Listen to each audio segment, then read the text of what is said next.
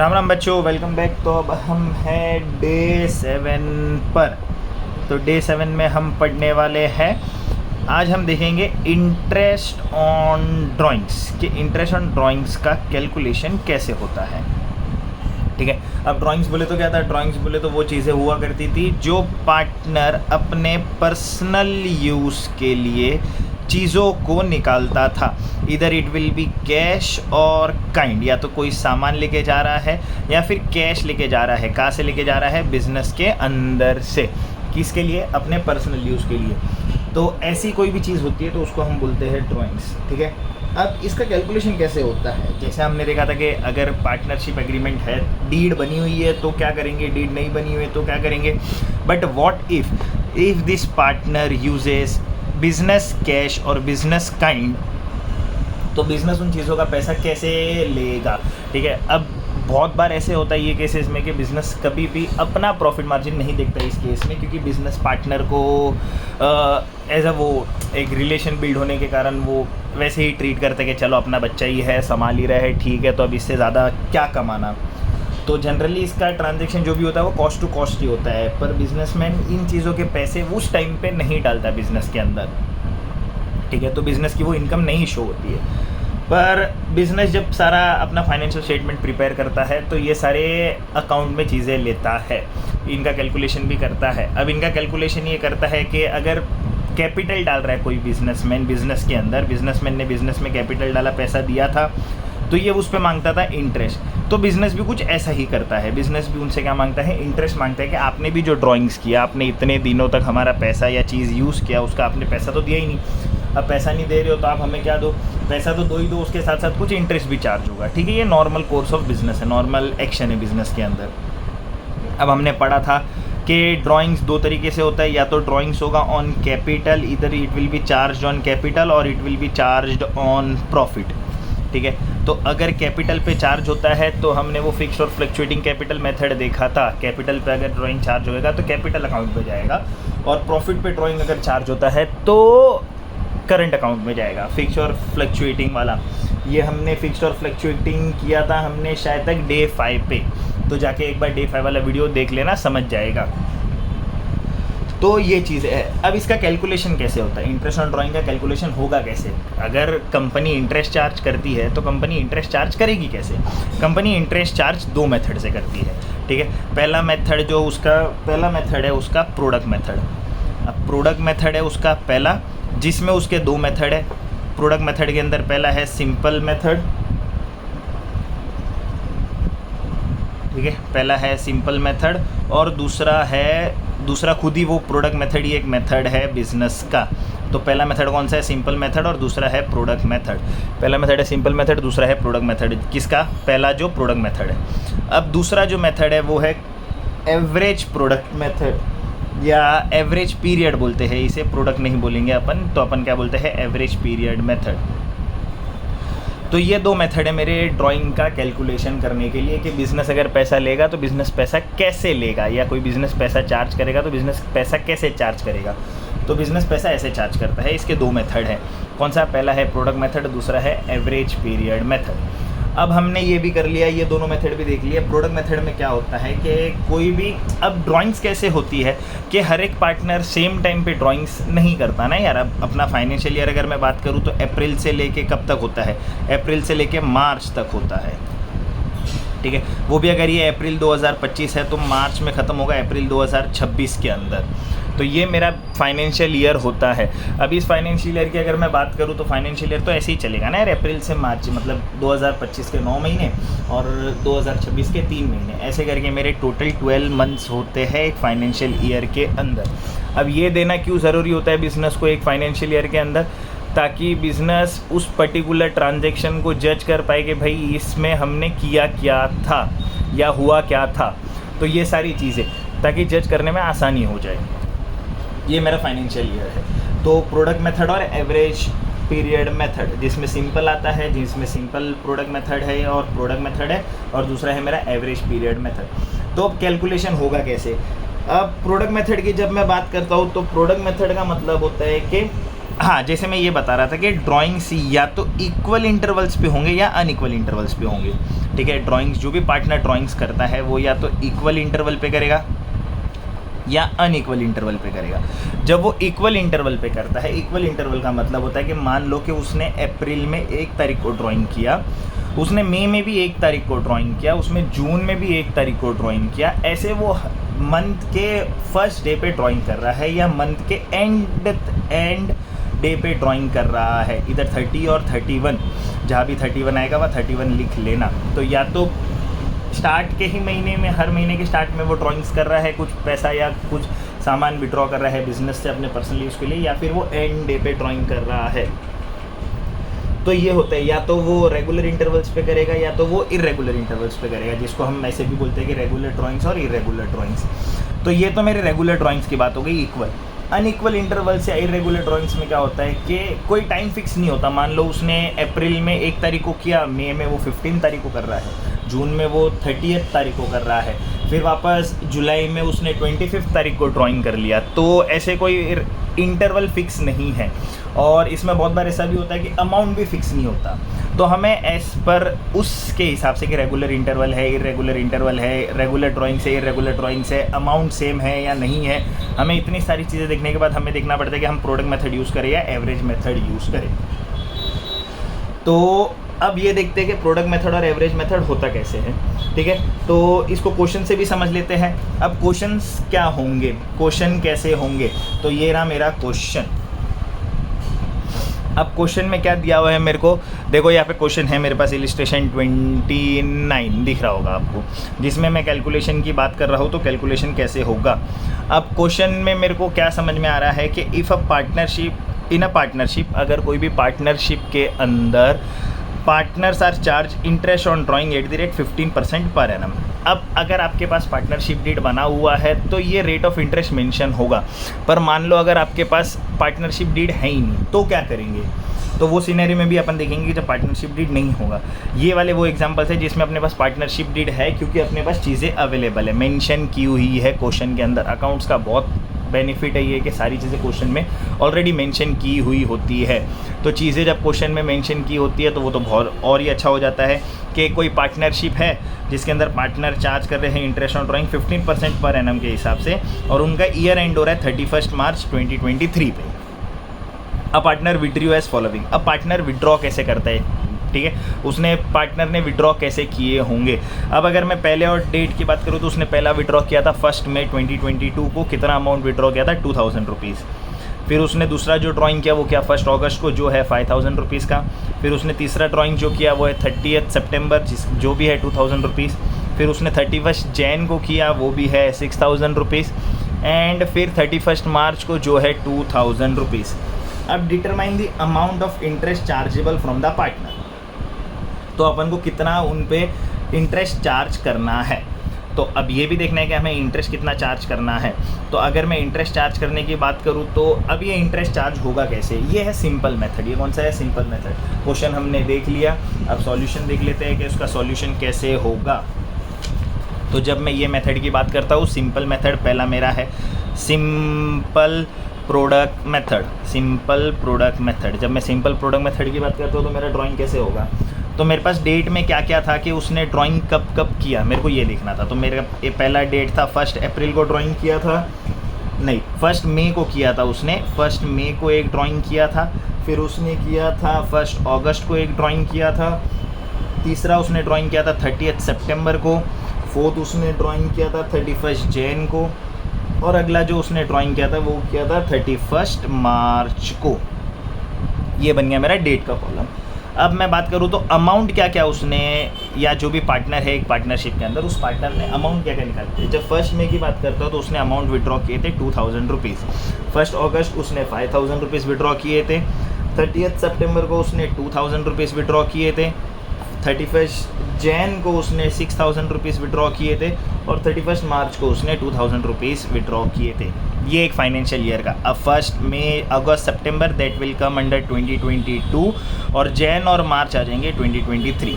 हो गया मेरा फाइनेंशियल ईयर। यस, मेरा फाइनेंशियल ईयर हो गया। अगर ये मेरा डेट है, ये मेरा अमाउंट है। तो अब देखेंगे कि इन डेट और अमाउंट का सिंपल प्रोडक्ट मेथड के हिसाब से कैसे चीज़ें होती है। तो देखो, अब मेरे को कैलकुलेट करना है कि 31 मार्च तक कितने महीने तक उसने वो पैसा मेरे को नहीं दिया। अगर मेरा एक बार ये कैलकुलेट हो गया कि 31 मार्च जो भी मेरा फाइनेंशियल ईयर था, वो उसके ड्राइंग से लेके विड्रॉ करने से लेके 31 मार्च तक कितना टाइम हो जाता है, उस टाइम फ्रेम के हिसाब से हम इंटरेस्ट लगाते हैं। ठीक है, तो ये तो है कि मेरे को पैसों पर पैसा मिलता है, पर बहुत इसमें जो बहुत इंपॉर्टेंट रोल प्ले करता है वो होता है टाइम, कि आप कितने टाइम तक उस पैसों को बिजनेस से बाहर रख रहे हो, या आप कितने टाइम तक इन्वेस्टमेंट का भी यही सिनेरियो है कि आप कितने टाइम तक उस चीज़ को इन्वेस्ट कर रहे हो। तो टाइम का बहुत बड़ा रोल हो जाता है आपके पैसों को बढ़ाने के लिए। अब अगर मैं बात करूं तो चलो देखते हैं, ये मेरा अप्रैल था, ये मई, जून, जुलाई, अगस्त, सितंबर, अक्टूबर, नवंबर, दिसंबर, जैन, फेब और मार्च।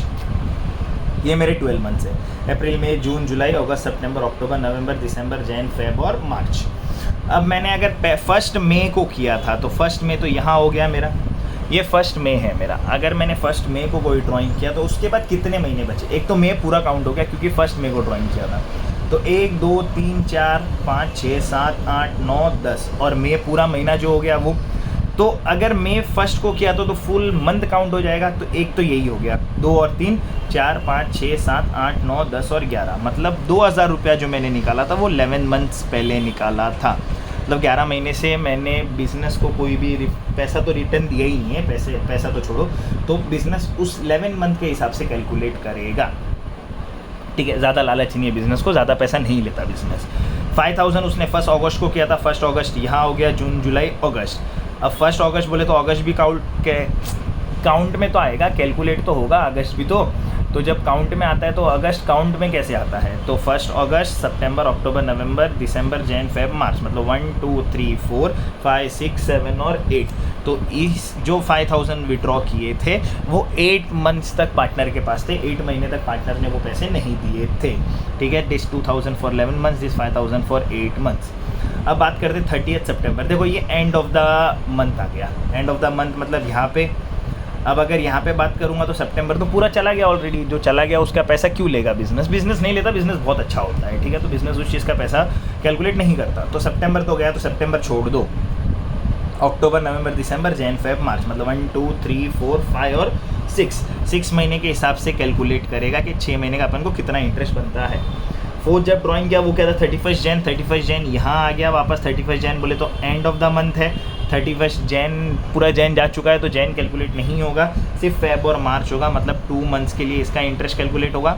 और लास्ट तो मैंने 31 मार्च को ही किया था, मतलब साल ख़त्म होने तक ही। तो जब साल ख़त्म हो चुका है, सब कुछ हो चुका है, तो इसका इंटरेस्ट चार्ज नहीं होता।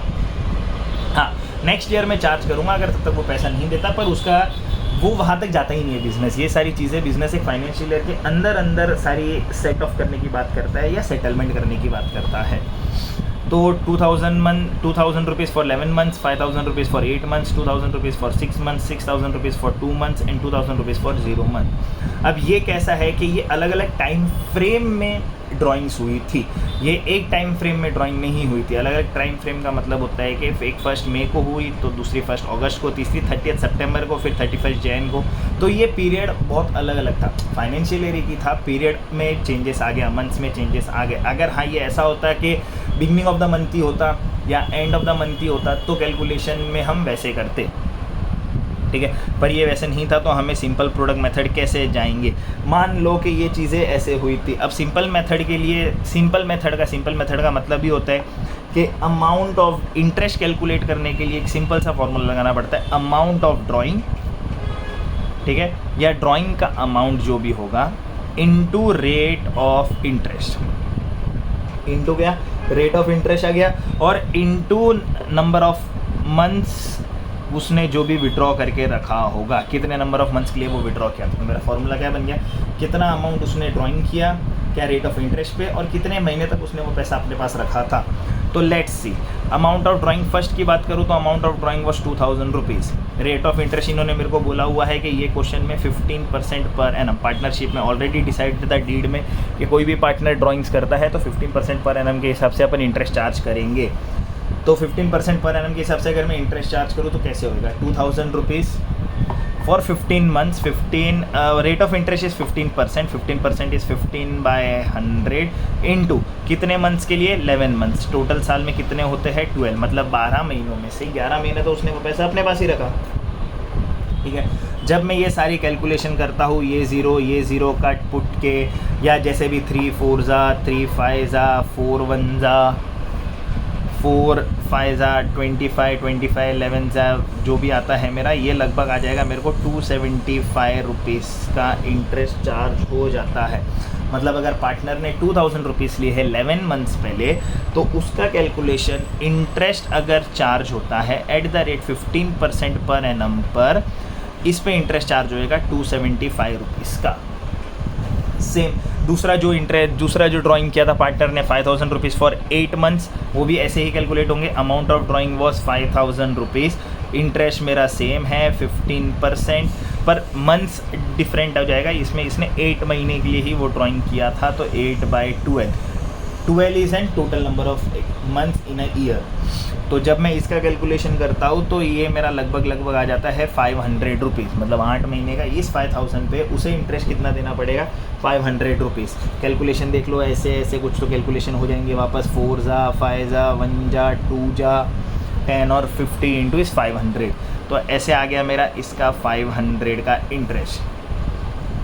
सेम अगर मैं थर्ड करता हूँ 2000 इंटू 15%, 1000 इंटू 15% कितने महीने के लिए अपन ने किया था, ये 6 मंथ्स के लिए। तो 6 मंथ्स की बात करेंगे तो 6/12, तो ये 6/12 की जब अपन बात करते हैं तो 15/100 इंटू 6/12, ये लगभग मेरा आ जाएगा 150 रुपीज़। अब 6000 पे 2 मंथ्स पे भी हुआ है, 15% ही होता है, 15 6 90 होता है, 90 बाय अगर 15 6 90 होता है, अगर मैं उसको डिवाइड करूँ, काट फूटूँ 2/6 है तो 1 और 6 से भी मैं काटूँ तो ये लगभग 160 रुपीज़ ही आएगा। और अगर किसी भी चीज़ को 0 से मल्टीप्लाई करूँगा तो वो तो 0 ही हो जाता है। तो जब मैं इसका टोटल करता हूँ तो टोटल मेरा ड्राइंग्स हो गया 1075, ठीक है। तो मेरे को पार्टनर कितना ड्राइंग पे इंटरेस्ट देगा उस टाइम पे, 1075 रुपीज़ का मेरे को टोटल इंटरेस्ट मिलेगा। किससे इंटरेस्ट मिलेगा, जो भी पार्टनर ने ड्राइंग किया होगा, ठीक है। तो ये था मेरा ड्राइंग का पहला मेथड, जिसको अपन बोलते हैं सिंपल प्रोडक्ट मेथड। कौन सा मेथड बोलते हैं, सिंपल प्रोडक्ट मेथड, जिसमें हम हर एक ड्राइंग्स पे अलग अलग तरीके से कैलकुलेट करेंगे। तो ये ऐसे कैलकुलेशन होता है। अब इसका अगर मैं सेकेंड मेथड का बात करूँ, जो कि मेरा होता है प्रोडक्ट मेथड। कौन सा मेथड था मेरा, प्रोडक्ट मेथड। तो चलो प्रोडक्ट मेथड तो अपन डायरेक्टली ऐसे ही देख लेते हैं कि प्रोडक्ट मेथड में होगा कैसे। तो when drawings are made in unequal amounts, अब unequal amounts and different dates, ठीक है। एक तो अनइक्वल अमाउंट भी है और डिफरेंट डेट्स पे भी हुआ है चीज़ें, ठीक है। अनइक्वल अमाउंट भी है और डिफरेंट डेट्स पे भी चीज़ें हुई है, जैसे हमने क्वेश्चन में देखा। पहला था 1 मई को, दूसरा था 1 अगस्त को, तीसरा था 30 सितंबर को, चौथा था 31 जनवरी, फिफ्थ था 31 मार्च। तो ये मेरे डिफरेंट अमाउंट्स थे, 2000, 5000, 2000, 6000 एंड 2000 रुपीज़। ये मेरे डिफरेंट अमाउंट्स थे डिफरेंट पीरियड पे या डिफरेंट डेट्स पे। पीरियड तो मेरा एक ही हो जाएगा। अब अगर मैं बात करूँ तो मंथ्स कितने थे, 11 मंथ्स का था, ये 8 मंथ का था, ये 6 मंथ्स का था, ये 2 मंथ्स का था और ये 0 मंथ्स के लिए था। तो अगर जब मैंने 2000 रुपीज़ फॉर 11 मंथ किए और मेरे को प्रोडक्ट मेथड करना है, प्रोडक्ट का मतलब ही होता है मल्टीप्लिकेशन, तो मल्टीप्लाई कर लेते हैं ना सीधा। 2000 फॉर 11 मंथ्स कितना हो गया, 22000। 5000 इंटू 8, ये सब मल्टीप्लाई कर लो तो डायरेक्टली क्या मेरे को एक ओवरऑल अमाउंट मिल जाएगा कि कितना अमाउंट हो जाता है। तो ये देखो मेरे को सारा अमाउंट मिल गया। 2000 into 11 is 22,000, 5000 into 8 is 40,000, 2000 into 6 is 12,000, 6000 into 2 is 12,000, 2000 into 0 is 0। तो एनीथिंग मल्टीप्लाइड बाय 0 इज़ 0। अब ये मेरे को अमाउंट मिलता है टोटल ओवरऑल 86,000। प्रोडक्ट मेथड में क्या होता है, 86,000। अब क्या हो गया कि मैंने जो भी कैलकुलेशन था वो मैंने सब पूरा मल्टीप्लाई कर दिया। मैंने पूरा क्या कर दिया, मल्टीप्लाई कर दिया। तो अब इसमें भी एक फार्मूला लग जाएगा। हमारा फार्मूला तो बड़ा आसान है। फार्मूला क्या था, यही फार्मूला है, देखो, amount of drawing into rate of interest into number of months. ये नंबर ऑफ मंथ्स थे। अब हमने क्या कर दिया, हमने प्रोडक्ट मेथड में एक चीज़ बड़ी आसान कर दी। मेरे इंटरेस्ट का जो भी फार्मूला है, नंबर ऑफ ड्राइंग्स या amount of drawings, number of drawings नहीं होता, अमाउंट ऑफ ड्राइंग्स होता है। Amount of drawings into ROI, ठीक है, into number of months, number of months. तो अब इसका ये मेरा फॉर्मूला था। अब अगर मान लो कि मैं ये लेता हूँ कि मेरा 2000 रुपीज़ था for 11 months, 2000 rupees for 11 months, तो 15 eight the rate of 15%, rate of interest मेरा 15% ही है। ठीक है, फॉर्मूला इधर उधर कर लेते हैं तो अपन को और समझने में ईजी हो जाएगा। Product method amount of drawing into number of months into ROI। जब हमने सबके साथ वही चीज़ की तो amount of drawing was first का मेरा कितना था 2000 for 11 months, 2000 for 11 months into 15%। अब अपन क्या करते हैं, हम सारी चीज़ों को ऐसे ही लिख लेते हैं, 5000 फॉर 8 मंथ्स, 5000 फॉर 8 मंथ्स। अब रेट ऑफ इंटरेस्ट तो सेम ही होगा, रेट ऑफ इंटरेस्ट तो चेंज ही नहीं हो सकता पूरे ईयर का जो भी डिसाइड हुआ है। तो इधर हम क्या करते हैं, 2000 इंटू 11, 5000 इंटू 8। यहाँ पे हमने ये ले लिया, क्या ले लिया हम, यहाँ पे देखो ये कॉमन था, ये कॉमन था, ऐसे बाकी सब में भी 15/100 तो कॉमन ही है, तो हमने 15/100 तो बाहर ही ले लिया। फॉर्मूला के हिसाब से देखो तो हमने ROI को कॉमन ले लिया, सब में ROI कॉमन ले लिया। ROI कॉमन लेने के बाद हमने क्या किया, ये 11/12 को, जो हम 11/12 लिखते हैं उसको हमने 11th को अलग छोड़ दिया और 1/12 अलग ले लिया। अब 11 इंटू 1/12 भी करूँगा तो सेम ही होता है, तो हमने ये भी कॉमन ले लिया, नंबर ऑफ मंथ्स का 1/12, तो 1/12 भी कॉमन ले लिया। अब तो बचा क्या, अब तो बचे खाली यही अमाउंट्स ही बचे, तो amount is total amount of drawing, total amount of drawing. तो मेरा फॉर्मूला क्या बन गया, मेरा फॉर्मूला देखो, फॉर्मूला क्या बना मेरा, total amount of drawing into rate of interest into 1/12 आ गया। ये ऐसे फॉर्मूला से मैंने क्या किया, मैंने चीज़ों को खाली कॉमन ले लिया ताकि मेरा फॉर्मूला और इजी हो जाए। अब मेरा फॉर्मूला और इजी हो गया, मेरा फॉर्मूला क्या बना, total number of drawing into ROI into 1/12। अब अगर ये मंथ्स में है तो 1/12 और अगर डेज में होगा तो 1/365 हो जाएगा। 365 जब मेरा लीप ईयर नहीं होगा और 366 जब मेरा लीप ईयर होगा, तो ये बड़ा ध्यान रखना। लीप ईयर हर 4 साल में एक बार आता है, जिसमें फेब में एक दिन बढ़ जाता है, ये आपको पता होगा। तो total amount of drawings into ROI into 1/12। जब मैं ये चीज़ें करता हूँ तो ये मेरा बहुत ईजी हो जाता है। अब ये फॉर्मूला अगर मैं लगाता हूँ तो टोटल अमाउंट ऑफ ड्राइंग्स यहाँ पे मेरा कितना था, 86,000 का मेरा ड्राइंग्स था, तो टोटल मेरा ड्राइंग हो गया 86,000 रुपीज़। ROI वॉज माई 15% और 1/12। जब मैं इनका कैलकुलेशन करता हूँ तो भी तो देखो, ये 3 4 जा, 3 5 जा, फिर 4 1 जा, और ये सारे कैलकुलेशन काटने के बाद मेरा ये लगभग आ जाएगा 1075 अमाउंट, जो कि आ गया है 1075 अमाउंट। ठीक है, तो 1075 अमाउंट आ गया। ये था मेरा प्रोडक्ट मेथड, ऐसे होता है मेरा प्रोडक्ट मेथड। तो मेरा कैलकुलेशन ऑफ ड्राइंग का पहला जो मेथड था प्रोडक्ट मेथड, उसके 2 सब टाइप्स कौन से, सिंपल प्रोडक्ट मेथड और एवरेज प्रोडक्ट मेथड।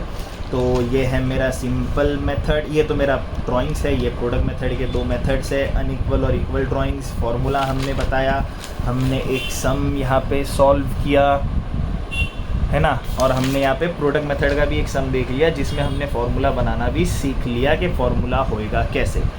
तो ये है मेरा ड्राइंग का पहला मेथड। इतना ही आज के लिए। ये था आपका डे 7, जिसमें हमने कैलकुलेशन करना भी सीख लिया है। आगे और भी डाउट्स के लिए, और भी क्वेश्चंस के डाउट्स के लिए आप क्वेश्चन नंबर, अपने बुक का नाम और क्वेश्चन नंबर, या हाँ, आप बुक का नाम और क्वेश्चन नंबर कमेंट सेक्शन में ज़रूर डाल दें जब भी आप ये वीडियो देखेंगे। और जब भी आप ये वीडियो देखो तो अपने दोस्तों के साथ शेयर करना ना भूलें। तब तक के लिए बाय बाय।